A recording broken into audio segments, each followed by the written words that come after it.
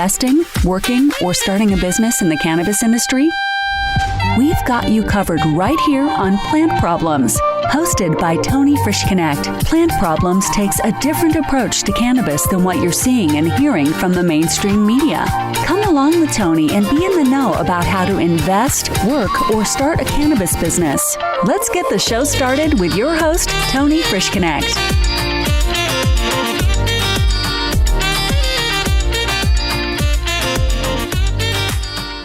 Hey everyone, and welcome back to another episode of Plant Problems. I'm your host, Tony Frischknecht, and today I'm super excited. We're actually reaching across the ocean to some guests today. They're from Spain, so we're going to dip into the thriving cannabis economy over in Spain. Spain is home to some of the most experienced users in the world, behind only Iceland and the United States in rates of consumption, with 10% of the population using cannabis regularly. Spanish cannabis laws reflect the cannabis friendliness in the country. Under the Spanish Penal Code, the sale of cannabis is illegal, but consumption is not. Private possession of cannabis has been legal in the country for years, meaning that as long as your cannabis stays in your house on private property, it's legal. In July 2015, a change in law also effectively decriminalized the cultivation of cannabis in private places, as long as the cultivation is out of view of public. This change in law has led to a surge in opening of cannabis clubs.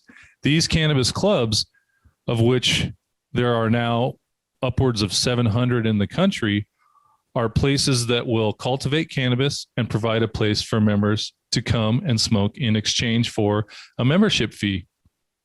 There are a wide variety of clubs, some primarily recreational, others cater to specific groups of people, and some catering to medical marijuana patients with doctors on staff to give recommendations.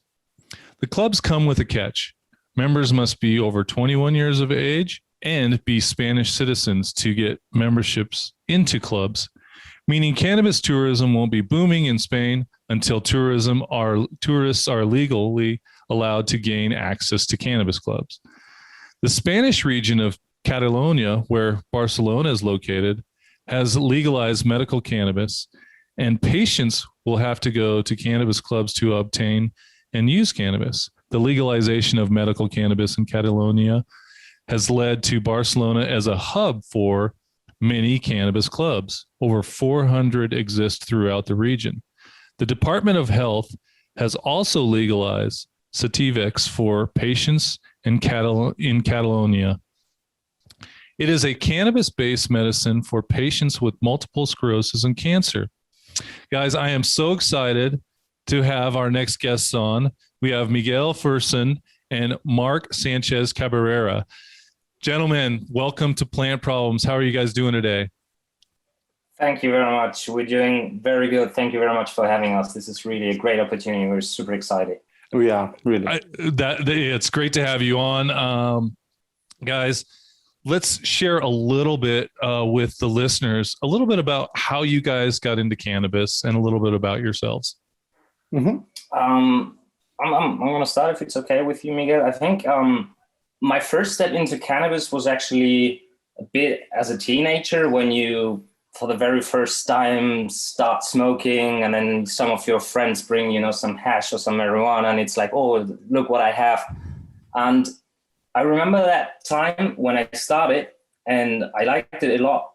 But then somehow you also had that feeling, because this is like around 15 years ago, that you were doing something wrong.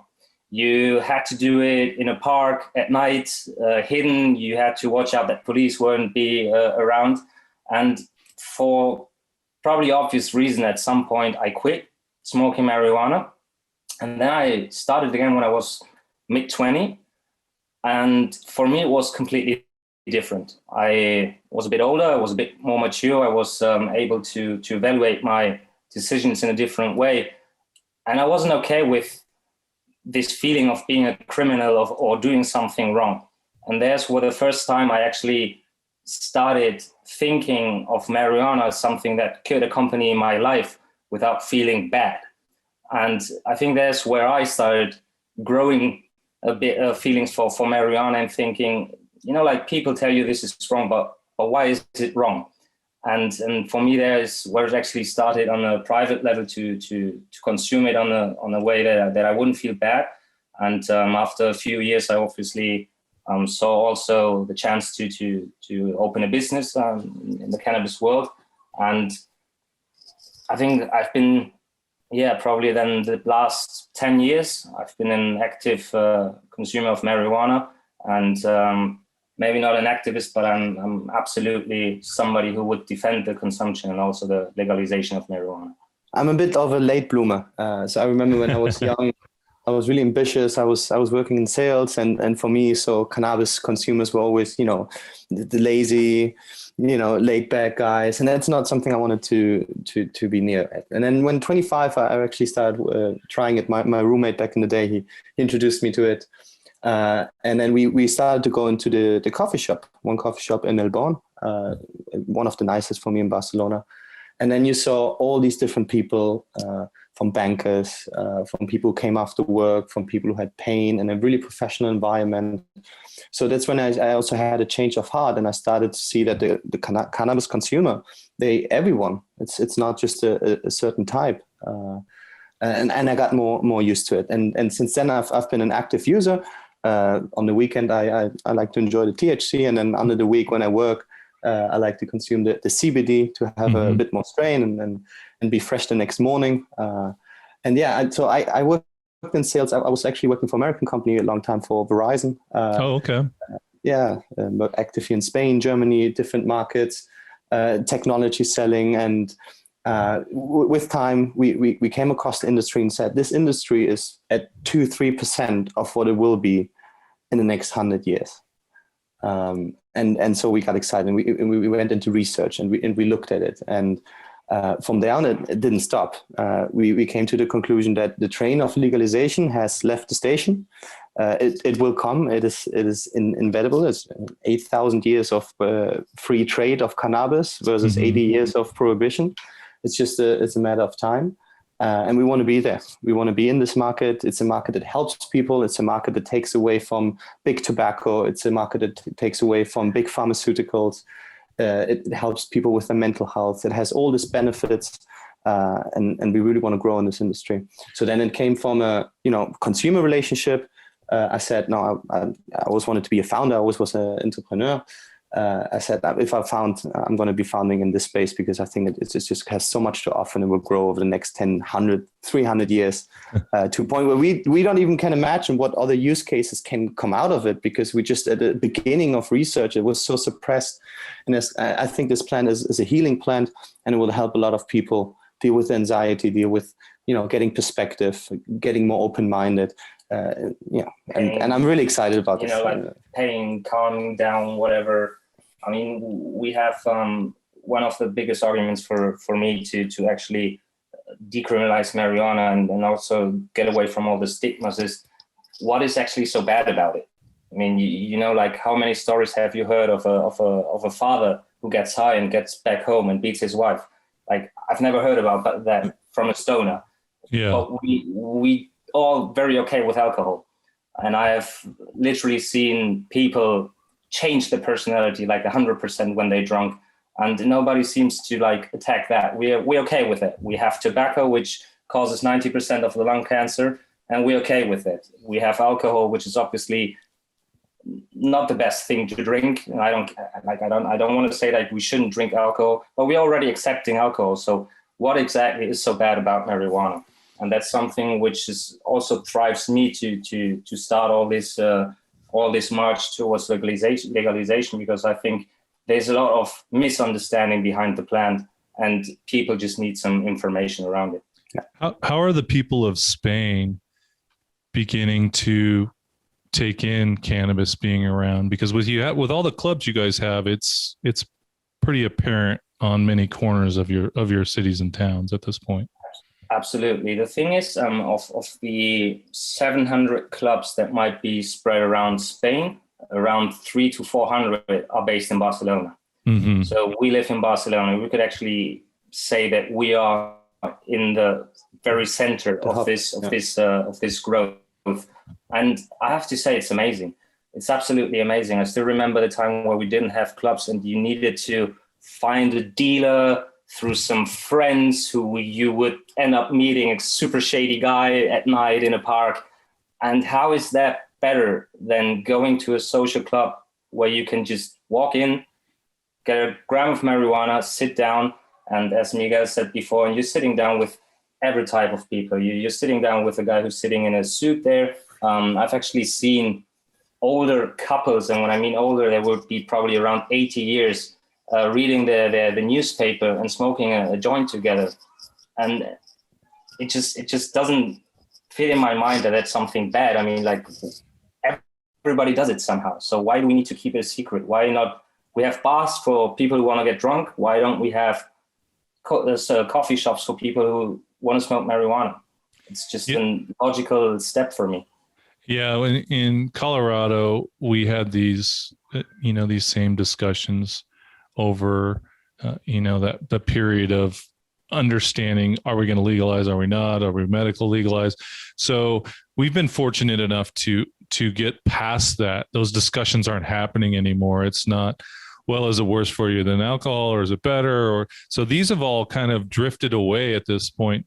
Do you guys see that happening more quickly now in Spain with the acceptance of large countries, taking legalization like Canada and Mexico? Are you seeing more openness? I also have to say that I think the Spaniard himself, is really open to cannabis, and it was already before the clubs were happening. Mm-hmm. I think it's traditionally because, first of all, we're a country with a lot of sun, so the crops, they grow really good here. Also, Spain is a country where a lot of crops are grown, agricultural country. And also, we're really, really close to Morocco. And as you know, in Morocco is the biggest producer and also the highest quality of hash. So hash was always a thing that is really, really present in Spain for hundreds of years. And generally, people are open-minded to cannabis. So even before the coffee shops are coming, you went through Barcelona, and it was pretty normal that you got a whiff of someone smoking weed on the street while drinking a beer. There is not a lot of big anti-cannabis sentiment in the market. So Spain itself was already really open to the idea. And I think it's no coincidence that here the coffee shop idea is blooming and having so much success, because the Spaniard itself is really positive for cannabis. Well, what's stopping the country from legalizing cannabis at this point? I think actually, even though there is a big change in how people perceive marijuana and their consumers, there's still a big part of the country which is a bit more, I'm going to say, traditional in the way of thinking, more conservative, and probably throws back to the time I was speaking before, when you had to get your marijuana from a shady guy at night somewhere where people wouldn't see you, and that is still stuck in some people's heads. Like, they compare it to some probably very damaging drugs because you need to get it in the same way, or you needed to get it in the same way. So actually, I think the perception of the people still need to change in a bigger way for it to become a political objective. Yeah, so it's not so much on the political agenda right now. Also because there are the clubs, so people can go. There's not so much pressure to change, and also the laws are not really conclusive. I'm going to give you an example. So it's totally, you said it before, it's legal. I can have a plant in my house. I can grow it in my garden as long as it's not seen for anyone. I can grow it in my room if I want to, right? And I can consume that. And the coffee clubs, the way they work officially is they have members. And based on the amount of members, they can grow their amount of cannabis. Mm-hmm. What is, for example, not, and you said before, it's illegal to buy and sell. So the clubs cannot go and buy big bulk of marijuana. So the process of buying marijuana is still illegal, which means a lot of the marijuana that's in the clubs gets there illegally. It's not criminalized, but it's illegal. And that's a big of a loophole. And then there's the question, is it is the police doing anything about it? And that is really different from place to place. In Barcelona, we're really open-minded to cannabis. No user gets harassed. The delivery guys that bring the marijuana to the clubs, they're not getting harassed. The police basically stands down. If you go to other parts in Spain, that changes drastically. If you go, for example, to Mallorca or Ibiza, which are islands, and you talk to club owners there, they have visits from the police. And if I mean visits from the police, they come in with gear and everyone needs to get on the floor with the hands behind the hand. And some of them get taken to jail and have to spend the night in jail or stuff like this. So it depends really on each region and also the governments and also how conservative is it, how open is someone. And then there's cities who are really open to it. Is, for example, Barcelona or south of Spain, which is near to Morocco. Cannabis is also much, much more accepted, and the police doesn't go so much after the cannabis dealers as they go for the other dealers. So it differs from country to country, city to city, state to state. So the coffee shops themselves, what challenges are owners faced by opening them? It is extremely challenging, actually, because nothing about it is totally illegal, but it's not 100% legal either. So you get a license from the city, and that's the thing, and that's why it changes so much. There's no national law about it. So every city, every smaller town, which still belongs to a bigger city, may still take their own action and decision towards marijuana. So we here in Barcelona, we have a very open-minded party right now sitting in the city hall. So they don't mind.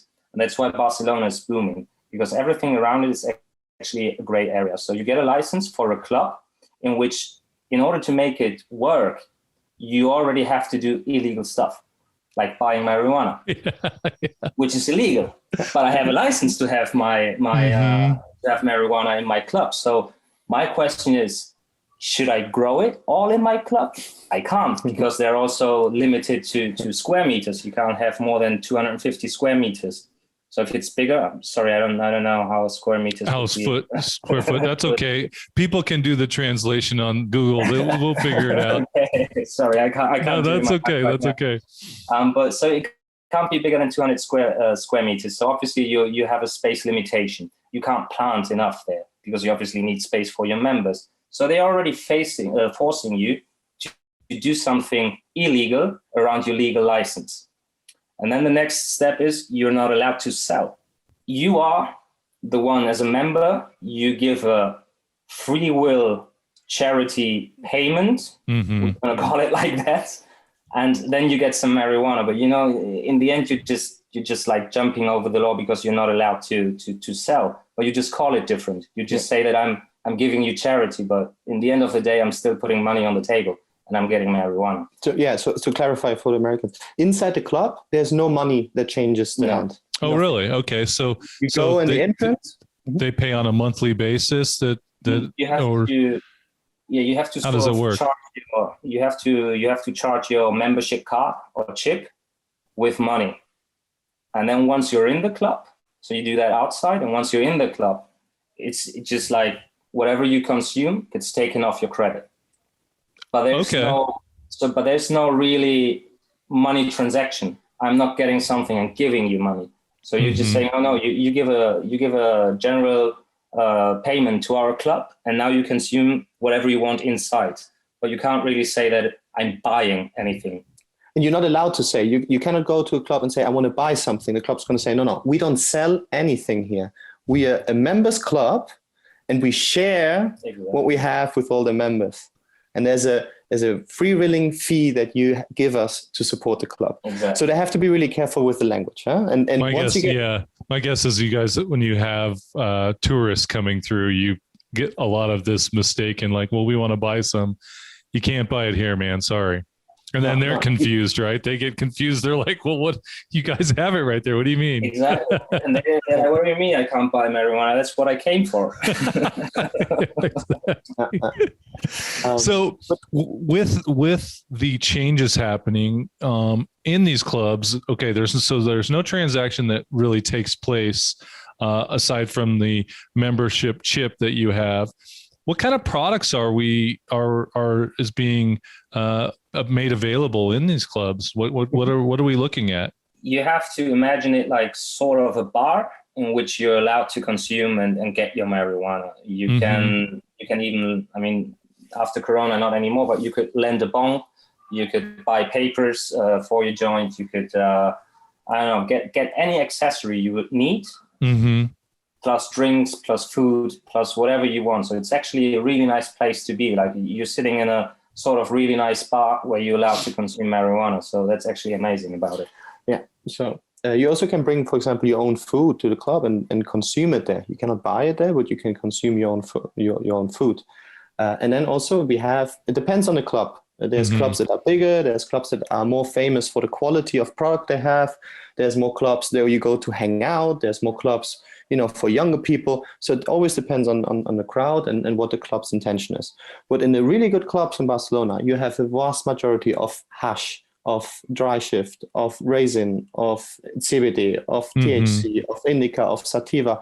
A lot of clubs, most of the stuff that we produce is produced in Spain. Spain has really good growers. They work now. We export a lot to Amsterdam. A lot of the good quality products that are in Amsterdam, they come from Barcelona. But also, for example, there's a lot of clubs that offer Cali weed. And there's a special segment where it says, this is weed from Cali. It's California weed. Really? Okay. It normally has a high price or higher quality, of course, for the people who really are connoisseurs. And then a really popular strain here, and one of my favorite strains is also Gelato 33. It's an American strain, and we get Gelato directly from Cali, or we plant it here with the seeds, with the Gelato seeds, and it's planted here. But when it comes to quality, I think Spain is by far really, really high level, probably comparable to California when it comes to quality. And a lot of people from Europe come here to actually enjoy quality. And there's clubs that are known for their high quality of different varieties. There's so many different strains, right? There's so many different ways to do this. And sometimes, you can get maybe a strain from Cali, but it doesn't grow so well in Spain because of altitude and just difference in climate, right?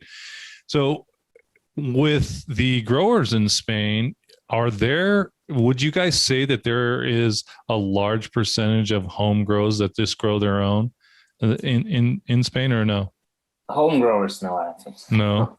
There's some clubs. Imagine you're a big grower and you already have been for a long time, and you get a license for your own club. And then you get your friends, your people, your surroundings, and your customers, they come and they buy from you. So there are clubs that only sell what they produce themselves. But this is just maybe 5%. Most clubs, they have different suppliers. It also depends on the season. They look at different qualities. You have to think they're also in competition. They're really close to each other sometimes. Barcelona's not a big city when it comes to, size. What are some interesting... I'm glad you brought that up, because what are some different business decisions these club owners are making to distinguish themselves from the guy two doors down? How are they handling that? I think that depends a lot as well on which part of the city your club is based in. Because if you're, I'm going to say in a more humble area, for example, your members are going to go for price. They're going to look for the cheap marijuana. They don't want to spend too much. So you probably need to focus on pricing. If you're in a very touristy area, close to the beach, then it's more spectacular. You focus on your club, how it looks. You need to have special strains. You need to have special events. Some of them even have like live music, DJs, so they really put an effort there. Depends a lot on who your member is. As you see the growth of clubs and, big lounge areas, are you seeing a growth into a new generation of cannabis at this point? Yeah, absolutely. 100%. Because it shifts really the people that consume it. If there's some clubs and people go there, they work during the day. People that work from home, especially now in quarantine, and want to spend the time, they go to the club, they bring their laptop, they work there, they stay there all day. And then you have a lot of people coming from business, a lot of people after work. It's what I've seen in the clubs, that in the evening it gets full. The people come out of the offices, They may be stressed. And before, what you did, you went to a pub and you went to drink your beer, you do alcohol. And now there's a shift of people coming and saying, oh, I can go to a club, relax, smoke a joint, calm down, go home and be chilled.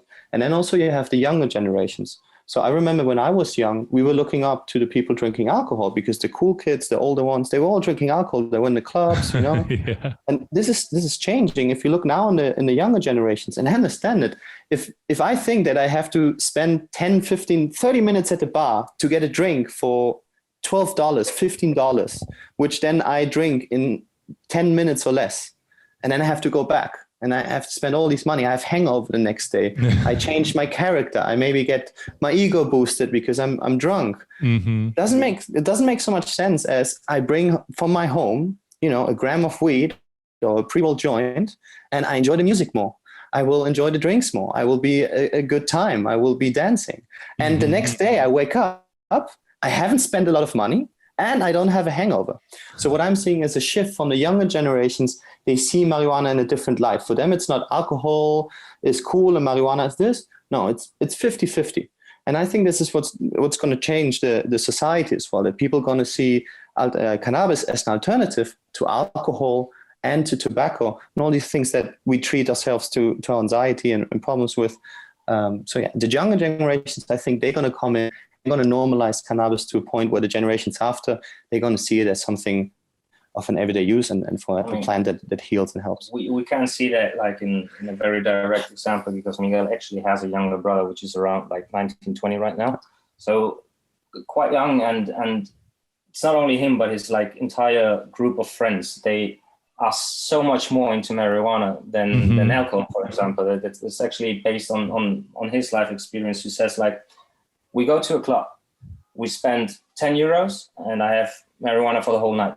Mm-hmm. And I, you know, like I see my friends, we just hang out, we just have a great time. And as Miguel says, and I'm fresh the next morning.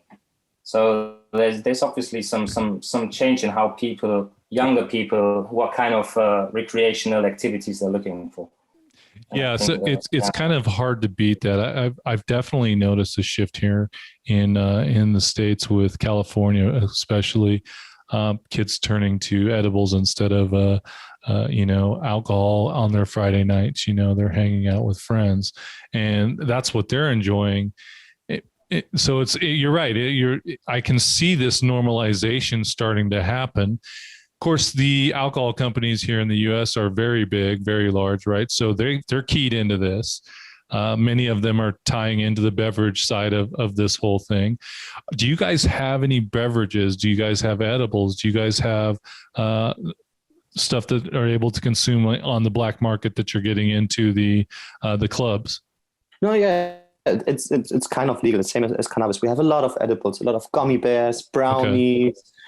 All that things. Now what's getting trendy is like cocktails. No, it's a syrup, a liquid, and it can be in THC form or in CBD form. And instead of having, a vodka tonic, you're going to have an orange juice with some THC, which is obviously healthier and also gives you a little bit of a buzz if you want to. And we see this more and more in events that the coffee shops throw. And there's a lot of events, especially before COVID.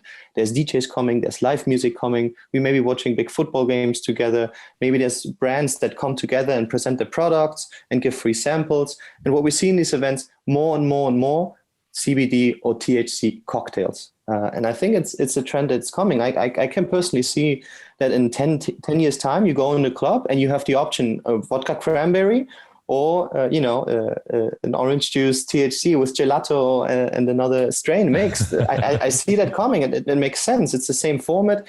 It's cheaper to produce, and it's much healthier than consuming alcohol. Are the clubs allowing alcohol in the clubs with the THC at this point? No. Maximum beer and wine. Okay. They limit themselves on beer and wine, which I think is a good idea, because that probably makes sense. Yeah, it makes sense somehow, because marijuana, it's a plant and we like it and we want it to be legal and everybody to be able to consume it, but it still has its effects, right? And it's still somehow a good idea not to mix it with the effects of other things like alcohol or whatever you could take. So especially not used to it. Yeah. Exactly. So and especially if some of them are younger consumers and you start smoking and maybe you're not so used to it, and then you have a strong cocktail with it, it's probably not a good idea to mix it up. Yeah. Especially if you're a newbie, right? Exactly. Like the odds that it doesn't have a good outcome are high. So what I want to ask you this, because, I'm curious, what do you see are opportunities for, business owners or investors that you see is right now happening or on its way to happening? What are you guys seeing out there that really makes sense? Like, if you want to start a business, I would do something like this or so on. Good question. I mean, I'm not really sure exactly what you should be doing, but I know that we'll say Spain. Yeah, we'll particularly focus on Spain. Like, yeah, like you guys have a business. We'll talk about it in a minute, but I want to give some of the owners out there that we've got an interesting times are happening in the U.S. What we have is we have a lot of opportunity, but it's slowly drifting away to bigger business, right? There still is a lot. However, competition is getting stiffer because you've got these large corporations that are starting to be created in cannabis. Of course, makes it tougher for the little guy. However, I know there's a vast amount of opportunity in Spain, especially where you guys are in place. What do you guys see that's either on the horizon or happening right now in Spain, particularly that makes sense for entrepreneurs right now to work on or look into? The main trend I can see in Spain is CBD, the growing of CBD. So the CBD farms, they are just growing really rapidly, and there's a lot of companies becoming really, really big. We have an ideal climate for it, and it's getting more and more legal, and CBD is booming at the moment in Europe. It's getting more and more traction. It's being less viewed as something dangerous, as more something healing. People are getting more education from it. So what's 100% booming here right now in Spain is the CBD market and the production of CBD. The other point that I see, and that's where our company is focused. If you remember, the gold rush back in the US, everyone went to search for the gold, and the guys who got rich were the ones who sell the accessories, to help to find the gold. And the picks and shovels, right? Exactly. So we saw the opportunity here to give the people the opportunity to use and consume cannabis in a healthy way, or more healthy way or the most healthy way possible. And that's where we see the opportunities. And then, of course, you have the clubs. So the clubs have a limited amount of licenses. So right now in Barcelona Center, for example, there's around 300 licenses, and they are done. There's no more. Also, licenses have to have you cannot be near schools, you cannot be near police stations or government buildings. You have to have a certain distance in between. So the amount of spaces, it's limited. You have to have the ventilation right. And so on. But that means that the demand is going to keep growing, but there's always the same amount of coffee shops. So these amount of the coffee shops that are now, every space that's now a coffee shop will be a coffee shop in 10 years. Maybe it's not the same owners, but it will be a coffee shop, because it would not make sense to turn it down back into a restaurant. It will be a coffee shop. Okay. So I think if you are right now on the spot that you have a coffee shop in Barcelona, you're going to have an asset which is going to increase in value over the time, more and more and more and more. Yeah, sorry, no, I was just thinking, and maybe one of the biggest advantages you can have right now is, especially compared to the US, where you're obviously a couple of years far away in this, and you have a big advantage when it comes to knowledge and everything you have on your market already. So I think a big advantage for somebody who already has a certain know-how would be the momentum. It is probably time now to start your business, put a foot into the Spanish market, because once it is fully legalized, which I think is just a matter of time, as you say, the big companies will come. So either you're strong to that moment, or you probably just missed the train. Yeah. And you guys have actually developed some partnerships with some of these clubs, correct?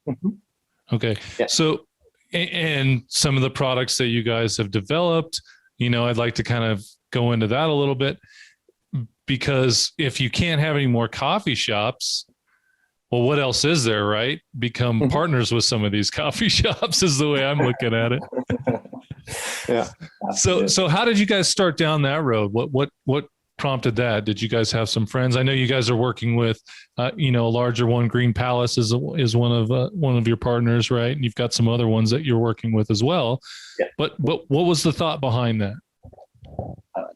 I think we sort of accidentally stepped into it when we discovered our first product, which is the active charcoal filters. So what was very special about them when we learned about them is it's a filter which filters toxins, as every filter does, but you have a high percentage of THC, which still comes through, which most of the filters don't have. So when we found out about this, we were actually, I'm going to say amazed, but it was so logical somehow to say, like, you smoke a cigarette and you put a filter in it. You roll yourself a cigarette and you put a filter in it, but you roll yourself a joint and you smoke it without a filter. Why? I mean, it's still bad for your lungs, isn't it? So when we found about this, we started consuming it. There were some brands already existing, and we looked for a collaboration with them, and they weren't really interested. And at that point, we said, "So okay, let's do this for us." And I think this is how we actually started becoming a company in this market. We said, "So we found something, and it makes so much sense to us." And this was it's going to be 3 years ago. And from there on, we started developing some more products. And also, I have to say, I truly believe that the coffee shop model that we have right now here in Spain, it's first of all, it's going to get better. It's going to get improved with time. And second of all, it's going to get expansion. It's going to go into London. It's going to go into Berlin, into Paris. All these cities, they're going to come up with ways. And if you compare it to what happened in Amsterdam, Amsterdam had a big hype and went up, and everyone went to Amsterdam to smoke weed. And then Amsterdam said, wait a minute, there's a lot of things that we don't want. We don't want this massive amount of tourists coming here just to get high, and then there was a downside, and a lot of coffee shops are closing. Actually, now Barcelona has more coffee shops than Amsterdam. That was not always the case. I remember Amsterdam had over 800 coffee shops and statistically went down. They got some laws so the tourists can come and abuse of this. And it also created a lot of noise. If you go nowadays to Amsterdam, the coffee shops are more equally to a bar. And then you have all types of different levels and all types of people coming there. Maybe just also to abuse of marijuana. It's still something that gets you really addictive, no? So it has a negative impact on the crowd maybe that's outside. So the coffee shop model here in Barcelona is much more slick. First of all, everyone is a member, and you only can get in if you know another member. And the clubs, they give you a speech and they talk to you. These are the rules that we're having. Please don't disturb the neighbors. The coffee shops themselves, if you want to open up, they have to go to the neighborhood and ask for permission and say, hey, we're going to open up this neighborhood. Here's my contact. If you have any complaints, contact me. So it's a really smooth way. Also, if you look, you won't see it as a coffee shop. They are literally invisible. It's just a door.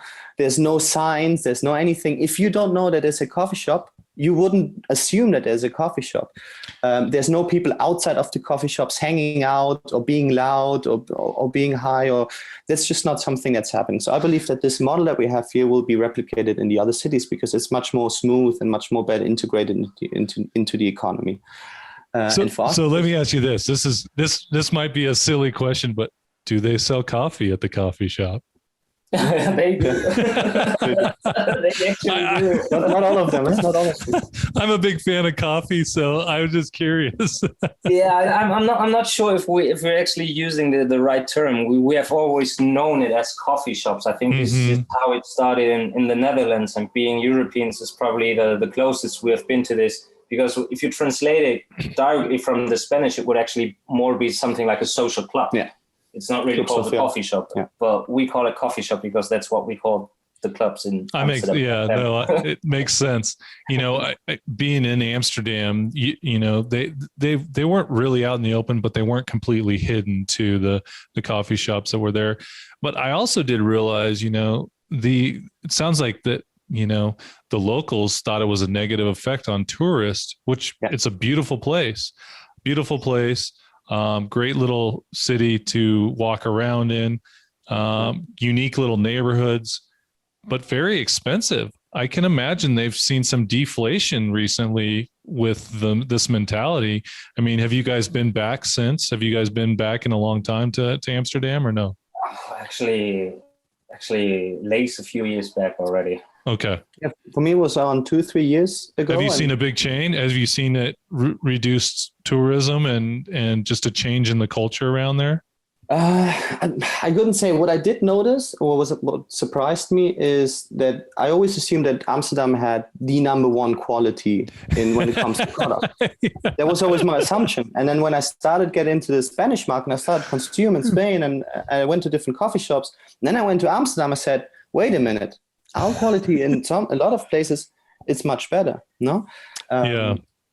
Yeah, and then also there's some coffee shops that are really nice in Amsterdam, but there's some that weren't so nice. They were not clean. The stuff wasn't really nice. It was just like, come in, get your stuff and get out. Yeah. Just for tourists. Yeah, come back. That's it. I think that's something that we in Spain we don't have. I think it's really unfortunate that I feel like they've missed their opportunity to not only transform their local economy with cannabis and the tax revenue and everything else that it generates, but they've also missed a large, entrepreneurial, window, because it was such hype for so many years. But I agree with you. I had the same experience. I went there thinking, okay, we're going to have some great quality product, and it was shit. It was. I was really disappointed. I did not find the bud tenders very helpful at all. They were almost rude. And that natural evolution never happened. We never had that step it up. Right. And so, and I've really noticed, the business mind here in the US has really stepped that game up, even from when I started. My first dispensary 10 years ago. It's almost night and day with the quality of product. It just keeps getting better and better and better, and it's pretty amazing. We had a beginning time here in the States where, especially in Colorado specifically, where you could sell anything that you could grow. It didn't matter what it was. The quality didn't matter, right? And I feel like places like Amsterdam just got stuck in that. They got lazy. They never stepped up, their quality, and they never really had quality assurance put in place to create a better product. I mean, are there true clubs that are taking this seriously? Absolutely, and maybe the problem that Amsterdam has had over the years is, it's never been good to have a lack of competition, right? Like when you have competitors, you always have to step up. You always have to, and maybe Barcelona has that effect on other cities in a few years, because some of the clubs, as Miguel said before, they actually really focus on having all type of very good quality strains, and that's their trademark. Which also exists in Holland. A lot of people from Holland, they say, if you want a good quality weed, don't go to Amsterdam, go to Rotterdam, for example. This is where the locals buy, where the weed culture is. Versus in the center of Amsterdam, I think they went for the tourist. And in Spain, we also have the same. In the center of Barcelona, the restaurants for the tourists, they're not good food, because they don't have to. They just have to, the walk-ins, and they don't care. I was about to say exactly the same. Like, don't go to the Ramblas and have a paella. It's going to be awful. Exactly. And I think the same happened a bit too. We have to be fair to Amsterdam. I think they probably have the same level of quality. Absolutely. In the right places, huh? Yeah, no, I'm glad you brought that up. If anybody's listening from Amsterdam, I'm not being hard on you. Just my experience in the center of Amsterdam, but that's a great point. I'm glad you brought that up. The entrepreneurs that are listening here to this show, we have a lot of these type discussions, and really understanding, how to start up some of these cannabis business. I mean, we have plant touching businesses, and we have ones that are like ancillary, like what you guys are developing with the filter, and you guys have a brand, El Capitan, and you guys are really building this momentum forward. When you guys got started, what's your vision now? What's your vision now? I know you had it start when you started, you thought, okay, well, we can sell some of these filters. We like cannabis. Let's go into. So how have you guys shifted over the last year or so, like in the direction where you're growing your business? I would say that the big word that could define our mission right now is change. 3 points to that, of course, and according or related to our filters, to a herbal mix that we offer instead of tobacco in case you want to mix it. Our papers are 100% hemp paper, so no additional ingredients there. So we try to make it somehow a bit healthier. So I would say we're trying to change people's way of smoking. You know, we're trying to, we obviously want people to smoke or to have that decision, to have that right to decide to smoke, but we also want them to be a bit conscious and it's still smoking, you know, so try to make it as healthy as you can. And that's one of the missions we try to balance. Yeah, the balance. And it's one of the changes we want to make. And then there's also a point of changing how people see us in Spain or generally in Europe, how they see the marijuana consumers. Like Miguel brought it up at the very beginning. When he thought of marijuana back then, he thought of lazy people, people who just lay around all day, don't get shit together, don't get shit done. And we wanted to prove everybody wrong with our company, being said, like, you know, we have 4 partners right now, and yeah, we are stoners, of course, but we're building a company and we work hard, and being a stoner or smoking marijuana doesn't prevent us from getting shit done. So that's the other change that we want to produce in people's minds, to be less, I don't know. Ignorant? Yeah, that would be a word. I want it to be less harsh on us or less hard on us, but yeah. So, and the final change we obviously want to promote and want to be part of is the legal situation. For me, what changed is a little bit also the focus on clients. So when you start a business in cannabis, I think the first possible clients you look at are the people who are already smoking right now. And I think we went to understand that the best public for us is also people who are trying marijuana for the first time, who are hearing the first time from someone, hey, you should try this. Huh? Why don't you smoke here with a filter? And this is something that's it's not tobacco, it's a herbal blend, which helps you. It doesn't make you addicted. It's a much healthier way. It doesn't make you tough. And, you know, the smoke is smoother and it's okay. So I think our public really for our brand is really to educate the people who want to tip their toe into the water, try out cannabis, but want to stay serious, are working, have vision, and are coming into the field, not the ones that are already here, have been smoking for 20 years. We're not going to change the smoking habits. If you're used to a way of consuming cannabis for X amount of time, you maybe going to stay with it. Versus when someone new comes in, hey, this is a serious, we're professional, we advocate for healthy consumption, a balanced consumption, and for consumption where you can have a proper life and also enjoy the benefits of cannabis. Okay, so obviously we weren't prepared for this question because I don't agree. I want to change them all.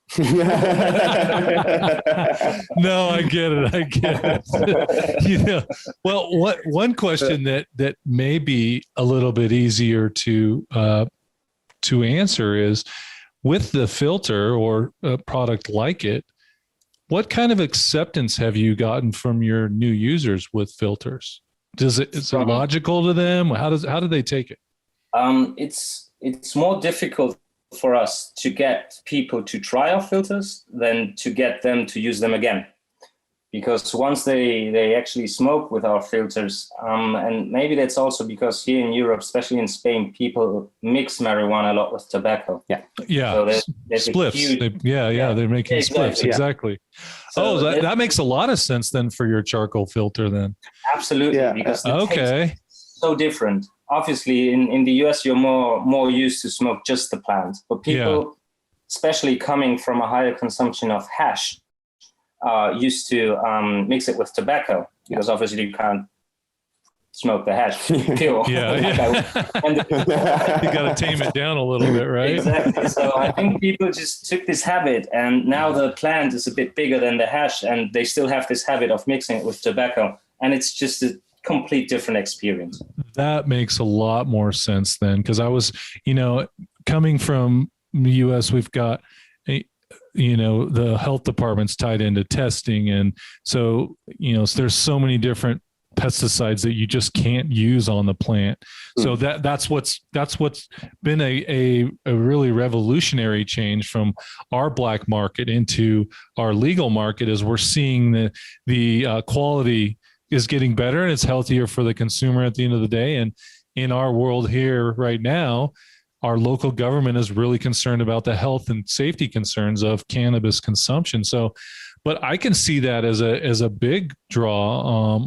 Especially, I didn't even think about the spliffs behind that. So that's incredible. That's I didn't even think about, but Americans mainly smoke pure. Here in Europe, it's totally normal that you mix it with tobacco. No, you're right. Different consumption. So if you smoke a pure one, it's going to be like, oh, you're up for a party. Exactly. Well, it's American, so it's all the way or no way, right? I remember the thing that surprised me most when I went to California. I went there every year. I have family there. My company was based there. When I started consuming, I smoked, and I was super high. I was like, what is this? And then people told me, no, the amount of THC here and some of the genetics are much higher than used to, because they're getting better at getting more THC into the plants. And that was really surprising for me, because I'm a seasoned smoker. I know how to smoke. And then I came to California. I had half a spliff. I was like, ciao, I'm out. I need to lie down and rest. What the hell? What's going on here, man? Yeah, that's why the testing has been so important, right? I'm glad you brought up the drink part. I'd like to go touch back on that real quick, because we're kind of seeing a similar uptake. There's not a large amount of drinks being sold right now, but we're starting to see that climb. So it's interesting to hear that you guys are seeing the same there. You think that that's kind of the evolution towards creating more drinks and opening that up to where you can potentially have one guy having a beer and another guy having a cannabis cocktail, and you're not even really going to know the difference, right? Yeah, exactly. I think it's a huge market to come. No, absolutely. Yeah, I agree. I've talked to several drink manufacturers that, of course, they're very hot on this. They see this as a big opportunity, but I've done a few podcasts now where I've talked to people about drinks and the evolution, what we're to see for that. So when you talk, when you guys are talking about, well, what do we see in the next 10 years? I think the drink market is going to be incredibly huge. I'm really looking forward to that, actually. It makes so much sense. It makes so much sense to have THC instead of alcohol. In the future, I don't know, 5, 10, 15, I don't know how many years, but you go into a supermarket and you have like all your ecological products in one area, like all the meat and the vegetables, and you have everything that's ecological. So in the future, I see a corner just for hemp products. Yeah. Because if I was a food company, I would be developing this right now, because it's gonna come. So yeah, that's such a longer. I could have another discussion for another hour or two with you guys on hemp. That's a whole different ballgame. And closing, huh? Absolutely. We know that, Zara, who's the biggest, I think now it's the biggest retailer in the world for closing. Inditex, Zara, no, Inditex. Inditex, it is, yeah.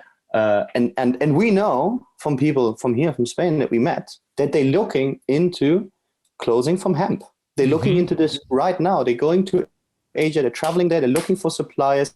They're still having difficulties to produce this on a mass level, but this is what's being done right now. And this is Zara, one of the biggest in the world right now. And I think for sure the others will follow suit. And I remember we have one blog on our website, which is the advantages of hemp over cotton when it's used as clothing, starting from the amount of water that it's used, and so on and so on. So the world is getting more sustainable. So I think it's also the next logical step in evolution is that people are going to start using hemp as a product for clothing, but all these other hundreds of thousands of use cases that hemp has. This is going to come as soon as there's a click that needs to be done in the general society. And when that happens, I think we will see a wave. Well, you guys, 100%. You guys have some clever marketing. I enjoy your logo that you guys developed. So who knows? Maybe next time we talk, you guys will be in the hemp industry. Everything is possible. I'd love to. The sky's the limit, right? Exactly. Well, guys, I really appreciate your guys' time today. I know it's quite a bit later there for you guys, so thank you so much for being on with me. If people have questions, of course, in the blog, we'll have all your information. They can tag you guys there. And guys, I hope you enjoyed this show, a little bit of a peek into a different land of cannabis and what's happening there. Talking with these guys, understanding where their dispensary model, the coffee shop model, has been thriving for quite some time. We also, guys, I would like to point this out, but I also know there's this big transitional gap that's being created by not being legalized, right? It's just so much is not happening. We have that same too here as a national level, but I can see it now really, really on this micro level of that gap where you guys are still having to do a lot of stuff which is illegal. And it makes it hard to really perform as a true business. So I hope that changes for you guys very soon. I definitely like to keep in touch with you guys and make sure, we can understand and learn more about Spain and what you guys are doing. I'd love to keep that conversation going. So thank you guys so much for being on the show today. Thank you for having us. Thank you for having us. And if anyone from the listeners in the US, we're looking to ways to expanding into US and Canada as a company, as a brand. We would love to collaborate. If you have any ideas, get in contact. We always reply. And yeah, it was a good time. Absolutely. Yeah, it was a good conversation. Really Thank you. It, yeah. Well, guys, thank you so much for listening today. I hope you guys enjoyed the show as much as I did. And we will see you guys next time on Plant Problems. You've just listened to another insightful episode of Plant Problems. If you like what you heard so far, don't forget to tell your friends and colleagues. For additional resources or to leave a review, head over to plantproblem.com. Join us again next week on Plant Problems with Tony Frischknecht. We look forward to having conversations with you as we go along this journey.